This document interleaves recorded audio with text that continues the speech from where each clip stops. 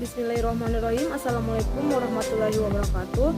Perkenalkan, nama saya Marlina dengan sambung F1 C1 1980 kelas D. Di sini saya akan menjelaskan tentang tugas mikrobiologi umum, yaitu mikroba Salmonella sp. Baik, yang pertama definisi Salmonella sp. Salmonella sp adalah suatu genus bakteri Enterobacteria gram negatif berbentuk tongkat yang menyebabkan tifoid, parotopod, dan penyakit foodborne spesies Salmonella sp yang dapat bergerak bebas dan menghasilkan hidrogen sulfida.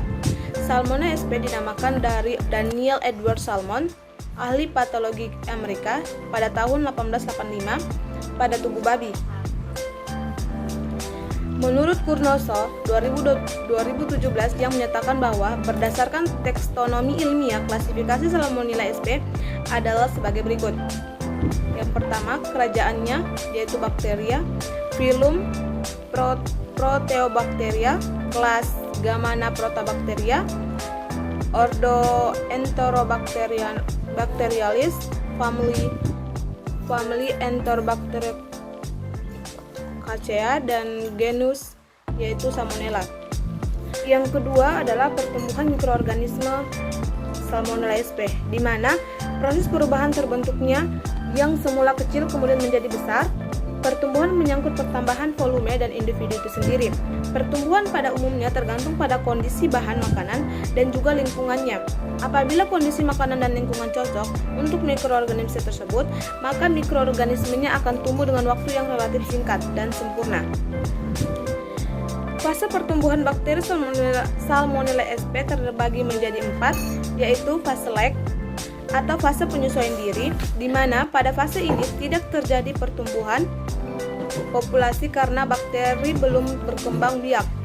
Aktivitas metabolisme tinggi, sel mengalami perubahan, dan komposisi kimiawi bertambah. Kemudian fase log atau fase pembelahan, di mana fase ini terjadi pertumbuhan maksimal, di mana jumlah bakteri menjadi 2 kali lipat. Pada kebanyakan bakteri fase ini berlangsung hingga 18-24 jam. Kemudian pertumbuhan seimbang. Kemudian yang ketiga, fase statis atau fase stasioner, di mana fase ini terjadi pemupukan jumlah zat beracun, jumlah makanan berkurang, bakteri yang mulai ada yang mati, sebagian pembelahan secara lambat sehingga jumlah kuman yang hidup tetap sama. Kemudian fase penurunan atau fase kematian, di mana jumlah bakteri ini hidup berkurang karena sel mati lebih banyak dibandingkan sel yang terbentuk. Keadaan lingkungan sangat buruk pada beberapa jenis bakteri akan menyebabkan timbulnya bentuk yang abnormal. Patogenesis Salmonella sp yaitu Salmonella typhi, Salmonella partyphi, ABC merupakan penyebab infeksi utama pada manusia. Bakteri ini selalu masuk melalui jalan oral, biasanya dengan cara mengkontaminasi makanan dan minuman. Di antaranya faktor-faktor yang dapat mempengaruhi ketahanan terhadap tubuh infeksi Salmonella sp adalah keasaman lambung, flora normal dalam usus, dan ketahanan usus lokal. Yang keempat, media pertumbuhan mikroba Salmonella sp, di mana media pertumbuhan Salmonella sp ini yaitu media Salmonella Silage Agar atau SSA, yang merupakan media selektif untuk bakteri Salmonella sp, sehingga pertumbuhan bakteri lainnya yang non-Salmonella dapat dihambat. Media Salmonella Silage Agar digunakan untuk mengisolasi mikroba Salmonella sp dan Silage sp dari sampel feses, urin, dan makanan.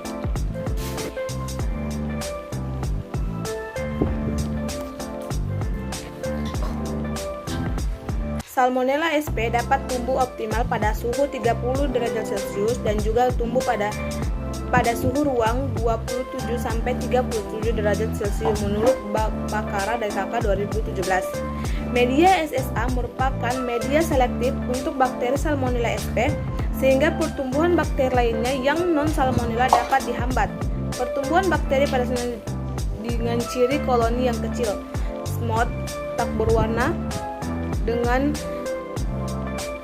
inti hitam, permukaan cenderung dengan tapian halus, diduga sebagai koloni bakteri Salmonella sp.